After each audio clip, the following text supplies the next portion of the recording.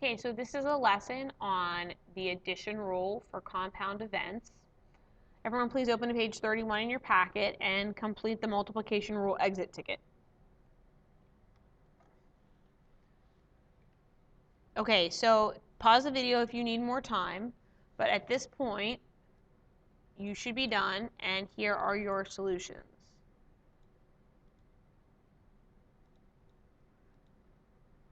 Okay.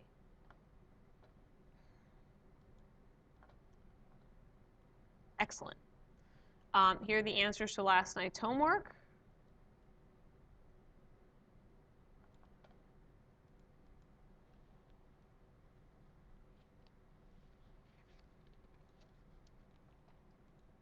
All right. So now on page 33, we are going to start to look at whether or not things are dependent or independent and how that's going to change the probability of or statements. All right, so a coin is flipped twice. These are independent events because the first coin flip does not affect the second coin flip. They are independent. Marbles in the bag. A bag of marbles contains 3 blue, 6 red, and 2 yellow. So this one, it really depends on whether or not the marbles are replaced. We're going to make the assumption they are not replaced after they are taken out, and that would mean that they are not independent. The selection of the first marble will affect the selection of the second marble. All right, number 3, they are independent events. Being right-handed does not affect the next person being left-handed. Number 4, they are also independent. I mean, the first rule does not affect the second rule. Number 5, 2 cards are drawn from a standard deck. Well, if you don't put the cards back, like if you take out an ace, the probability of the first ace would be 4 out of 52. But then, when you go to pick another ace, like if you wanted to get 2 aces, there would only be 3 aces left in the deck. So those are not independent. The first selection affects the second selection. All right. So now we're going to get into the nitty-gritties of organizing some information and calculating the probability. So the first thing we have is we have at Mom's Diner, people put cream in their coffee. So we're going to make, says how many people put either cream or sugar in their coffee. Well, I've got 60 people who put cream, 50 people who put sugar, and 40 people who put both. The problem is these numbers add up to more than 100, so obviously we have some overlap. So what I'm going to start by doing is I'm going to start by actually filling in the Venn diagram. There are 40 people who put both cream and sugar. Oh, whoops, that's not for that one. That's okay, we'll make another one.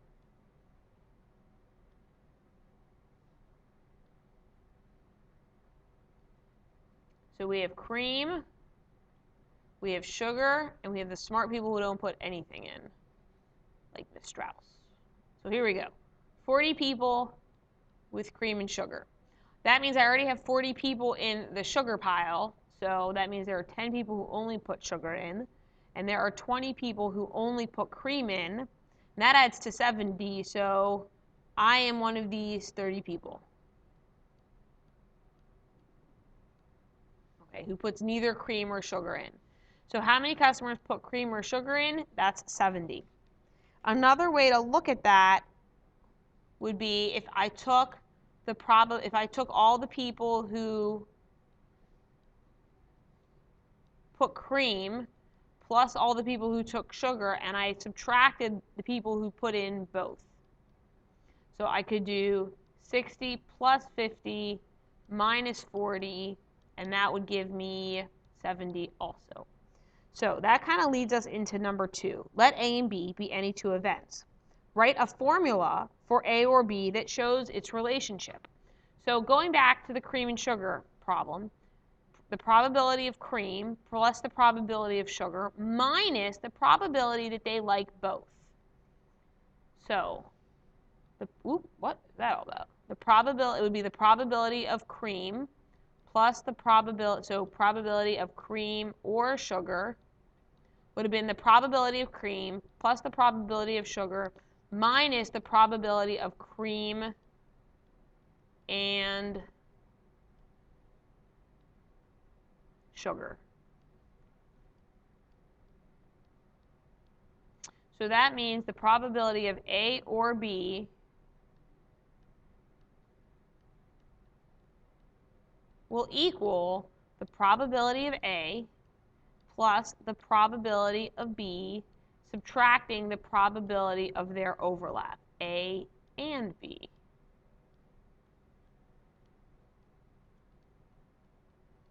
Okay? So is it possible that the probability of A or B will just be the addition of them? And the answer to that is yes. If the events have no overlap, it is possible to just add their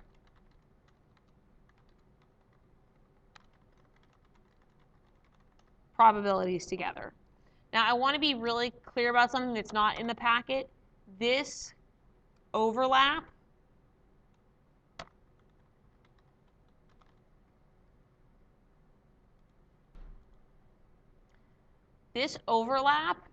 when this occurs, we say that these events are not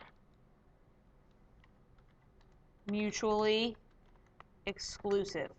This is not a phrase you're going to see in your packet, but it is a phrase that occurs in this situation when you add together the probability of two events and then subtract the overlap. So when there is no overlap, we say the events are mutually, I spelled mutually wrong. Sorry, you know I can't spell. Exclusive. Okay? So the best example of events that are mutually exclusive are flipping coins. You can never have overlap. If you flip a coin and you get heads and tails at the same time, you have a problem. But like this coffee situation, they are not mutually exclusive. The other example that I've given you in class is, do you take English or math? And you all answer, but I take both. That is because taking English and math are not mutually exclusive. There is overlap, okay? They don't occur in isolation. All right, so make sure you have this written down. And now I might even put this on your sheet. That's good stuff. Okay, so let's move on to page 36. So now we've got a car, and the probability it will need its transmission fluid replaced is 38%. The probability it will need brake pads replaced is 28%, and the probability it needs both is 16. So if they didn't give me this 16%, I might not realize that they can't occur at the same time because these probabilities don't add up to 100 or more than 100. So the probability of T is just 0.38. The probability of brake pads is just 28. The probability of both is 16. So now find the probability that a randomly selected car needs transmit. So here we go. The probability of transmission fluid or brake pad replaced will be equal to the probability of transmission fluid plus the probability of needing brake pads. But then we have the cars who need both. Cars who need both have been counted both in the transmission and the brake pad already, so we need to take off the probability that they both occur. So that's going to be 38% plus 28, and then we're going to subtract the overlap. And when we do that, we get 50%, that they need one or the other.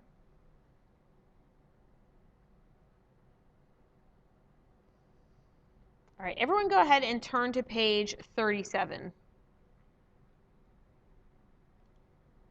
right.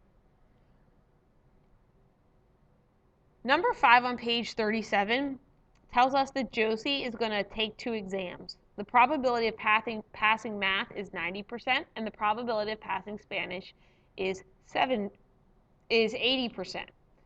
assuming they are independent, like passing math does not affect passing Spanish, find the probability that she passes both exams. So that means the probability of math and Spanish will just equal the probability of math times the probability, and you need to write this down, don't get lazy, of Spanish.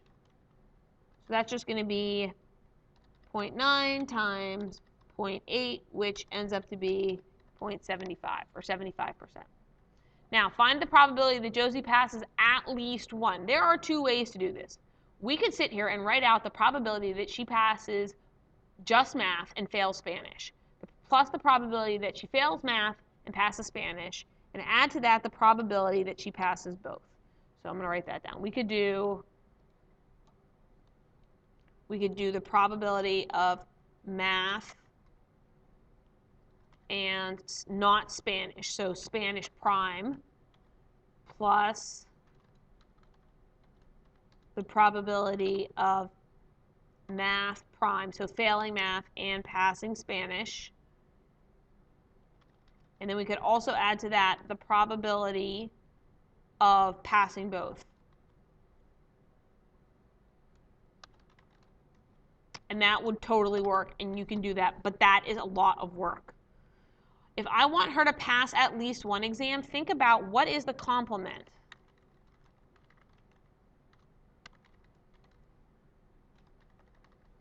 It's the complement of failing both. I don't want her to fail both. So what I can do is I can say, all right, Josie, why don't we find 1 minus the probability of failing both, which ends up to be a lot faster. So here we go. If I do 1 minus, so failing Spanish would be, or sorry, failing math would be 10% times 20%. And what's 0.10 times 0.1 is 0.02. So 1 minus 0.02 is 98%. You can go through the purple way. It will work the same way. So like you could be like, okay, well, math, so pass math, so 0.9, and fail Spanish, times 0.2, fail math, and pass Spanish, and then pass both of them, which we already did above. Guess what? Wrote that in your calculator. You get 98% again. Either way works. Okay, so now we've got a set of 40 cards.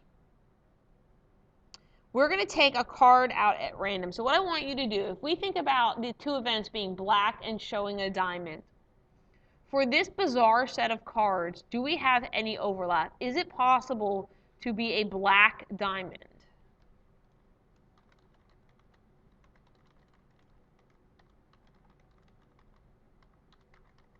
In this weirdo deck? And the answer is no. So when we go to do the probability of black plus the probability of a diamond,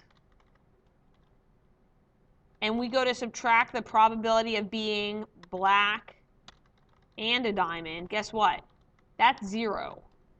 So the probability of being a black card, there are 20 black cards out of 40. And we're going to add to that, there are 10 diamonds out of 40. And I have 0 black diamonds, and so I end up with 75%. All right. A red cube has faces labeled 1 through 6, and there's a blue cube labeled the same way. The whole point of calling it this is basically we have 2 dice. One's red and one's blue, so that we can kind of differentiate between them. What is the probability that both cubes show a 6? It's really important to realize dice, they're independent events. One does not affect the other. So that means I want the probability of a 6 on the red dice plus a probability of, and a 6 on the blue. And so I just am going to multiply that out. So 6 on the red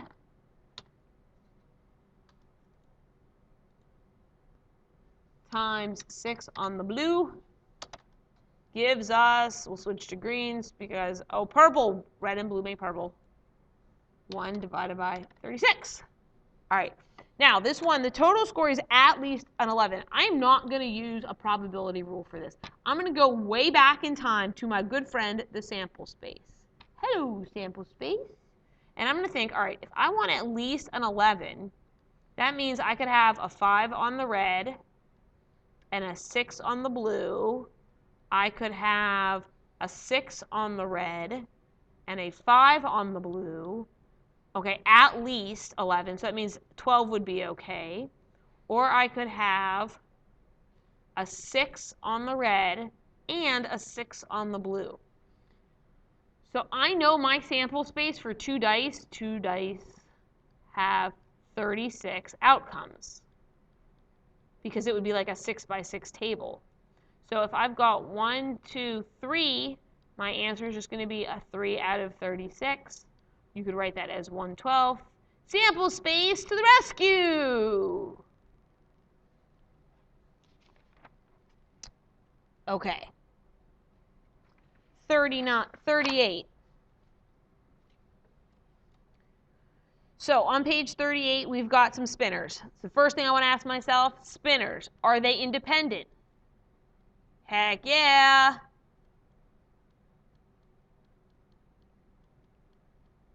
Okay. A total, I want to find a total of the scores is 2. The only way to get that is 1 and 1. The probability of getting a 1 on the first spinner is 1/3. Probability of getting a 1 on the second spinner is 1/4. So get a 1 and a 1, and you end up with 1/12. The total scores on the 2 spinners is a 3. Now, I'll be honest with you. You can use sample space for this, and it will work, or you can use the rule. I'm going to show you both ways. So if I could get 1, 2, or 3 on the first, I will call this one, or this first spinner. This is the blue spinner. And then the red spinner could be 1, 2, 3, 4, or 1, 2, 4, or 1, 2. So that means I've got 12 outcomes, which kind of jibes with that denominator. And the total score on the 2 spinners is a 5. So I could be like, let's see, 1 plus 4 is 5. That's 1. That's the only thing I can do with 1. I could do, oh, it's 3. Whoops. I don't know. I was looking down there. So I could do 1 plus 2. That works. I could do 2 plus 1. That works. And that's it. Nothing else is going to be a 3. So I immediately know that my answer is 2 out of 12, or 1/6. Now I'm going to show you this with the rules to show you that you can use either one, sample space to the rescue, or use a rule. So that to get a 3, I would need to get a 1 on the first spinner and a 2 on the second spinner, or a 2 on the first spinner and a 1 on the second spinner. So getting a 1 on the first spinner is 1/3. A 2 on the second spinner is 1/4. 2 on the first spinner is 1/3. 1 on the second spinner is 1/4. Hey, guess what? When I add these up, 1/12 plus 1/12 is 2/12. Same answer I got using my sample space. If events are independent, I can write out a sample space pretty easily. So the total on the 2 spinners is 5. So I could write this all out. So the ways to get a 5 would be like 1 and 4, and then it would be, what else? 4 and 1. I could do 2 and 3. I can't do 3 and 2 because that first spinner only goes up to 2.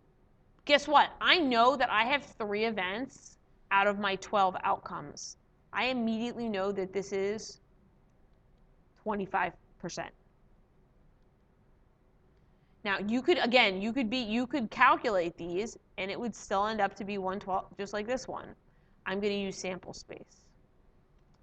The total of the scores on the 2 spinners is not 5. So, not 5. Good news, I just found the probability of 5.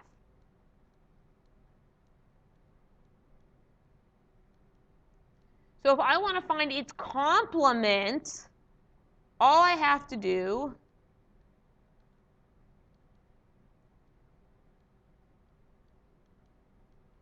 is subtract. Right. What I would like you to do is take a minute. We have gone through a lot of pages here, and I want you to find what is new that we need to add to our study sheet.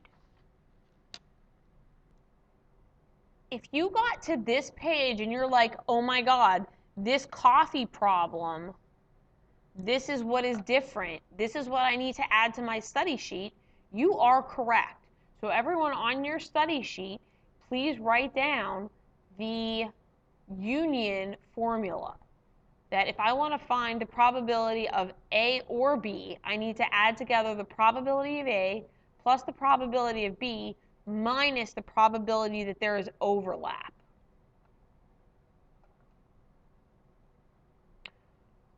Homework tonight, pages 39 to 41. I'm going to silently scroll through the answers, and as usual, they will be on Edline.